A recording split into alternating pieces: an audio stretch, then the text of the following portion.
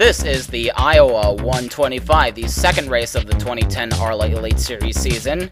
Lucas Sweeney in the number 8 Red Eye STS led the field to the green flag.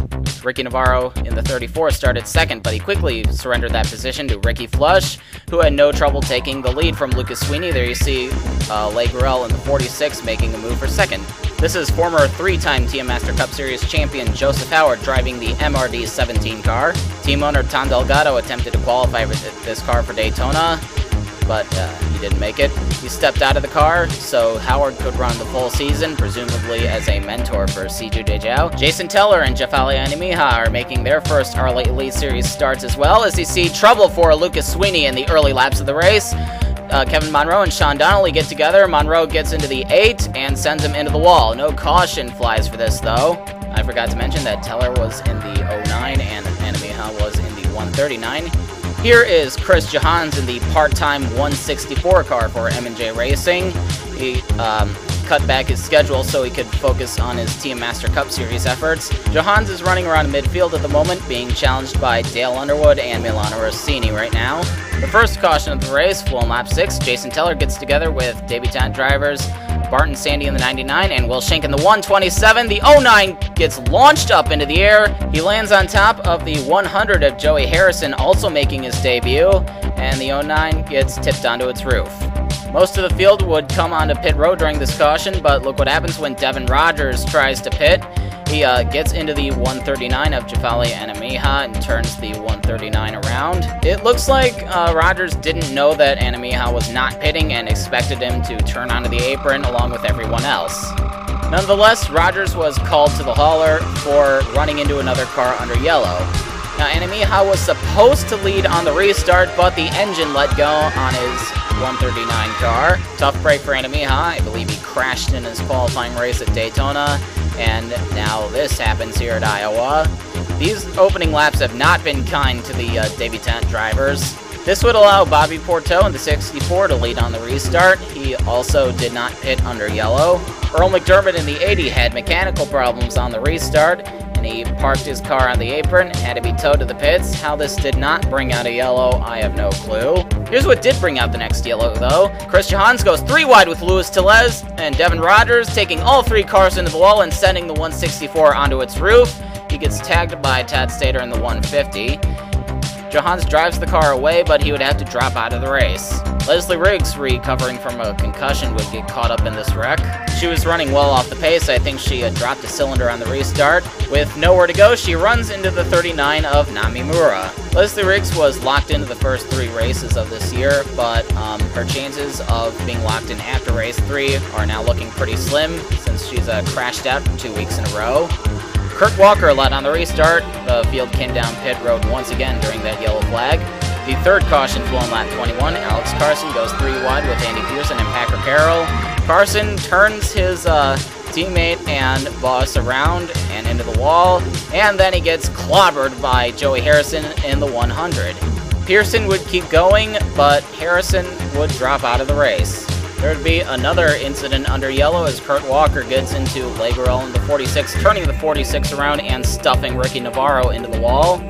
You see, Rachel Gonzalez and Kyle Eckerton get turned around as the field stacks up. Walker would be called to the hauler for causing a wreck under yellow.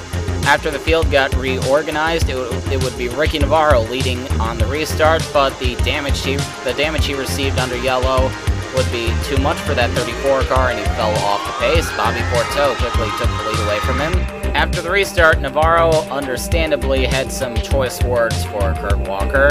Ricky Flush, after having a great run in the early part of the race, blew his engine coming to the restart. Flush was pretty slow at Daytona, and now that his engine blew up under yellow, the quality of that new Meridian bolt may come into question. This is what triggers the 4th caution. Scott Morales gets into Kyle Eckerton and Todd Stater coming off of turn 2. Stater comes back up into Benji Flynn, Morales, and Kyle Eckerton, who goes into the wall pretty hard. They collect Alex Carson as well.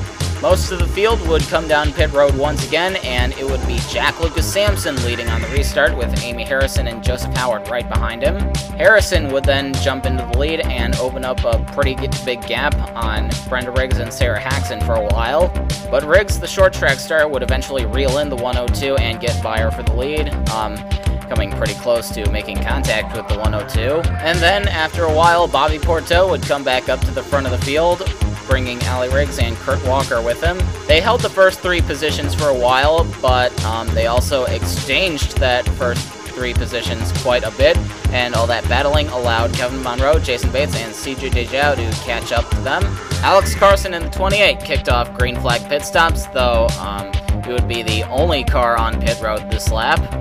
About 15 cars followed suit within the next 5 laps, but they were bitten by an ill-timed caution. Sarah Haxon tries to come onto pit road while Jack Lucas Sampson is coming off of pit road, and the two get together, collecting Amy Harrison. 7 cars were trapped 1 or more laps down because of this caution. We are looking at those 7 cars from Kurt Walker, who is the leader on this restart. Caution 6 would fly on lap 67 as Jason Bates goes 3 wide with Devin Rogers and Leigh Bruel coming off the 4, taking all 3 cars into the wall. Bruel swerves up into Kevin Monroe in the 63. Riding behind Monroe now, there is the wreck starting in front of him. He goes low, Bruel swerves up into him, and the 63 goes into the wall. Hello, Packer Carroll. Carroll clipped the 46 and spun up into the 63.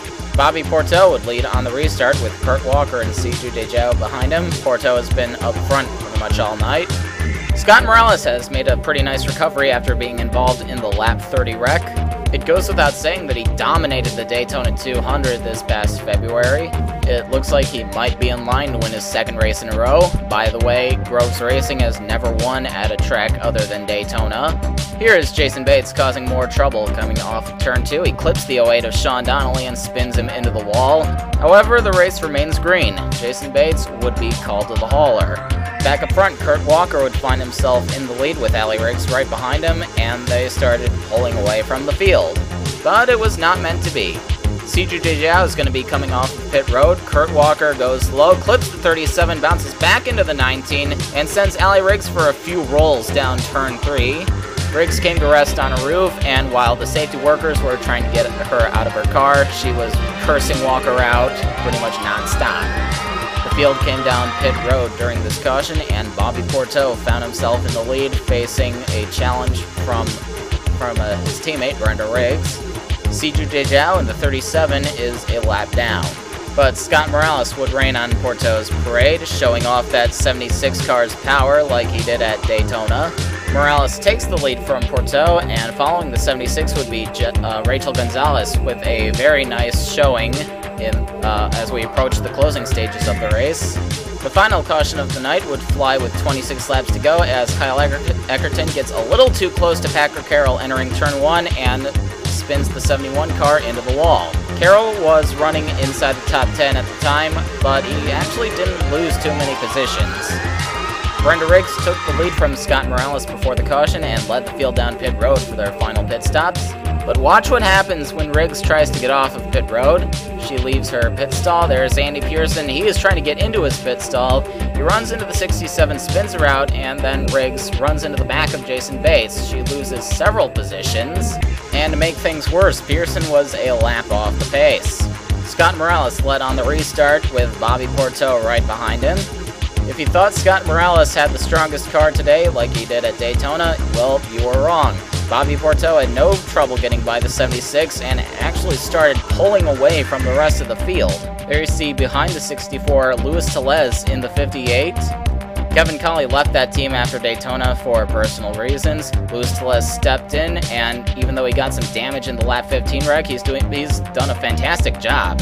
Even though Porteau was driving away from the rest of the field, there was actually one car faster than him, Brenda Riggs in the 67. She was posting much faster lap times than her teammate and had no problem dispatching the traffic in front of her, but she wasn't quite fast enough, and Bobby Porteau sailed off into the distance to collect his 2nd career ARLA Elite Series victory. And here are your top 5 finishers. It is a 1-2 finish for M&J Racing, who didn't even win a single race last year. Rachel Gonzalez finishes third in only her second Elite Series start. Scott Morales keeps up his momentum from Daytona, and Luis Tellez continues to impress with his 5th place finish. He was a one-off driver at Daytona and was very fast. And here are your top 5 in points. Scott Morales holds a 10-point lead over Bobby Porteau. Jason Bates is in 3rd. Kevin Monroe runs 4th. He's always been a pretty consistent driver, and this year it looks like will be no different. And in 5th, we have a bit of a surprise. Sarah Haxon in the newest Gravity Racing Inc. car. Good job to her in that 3 team.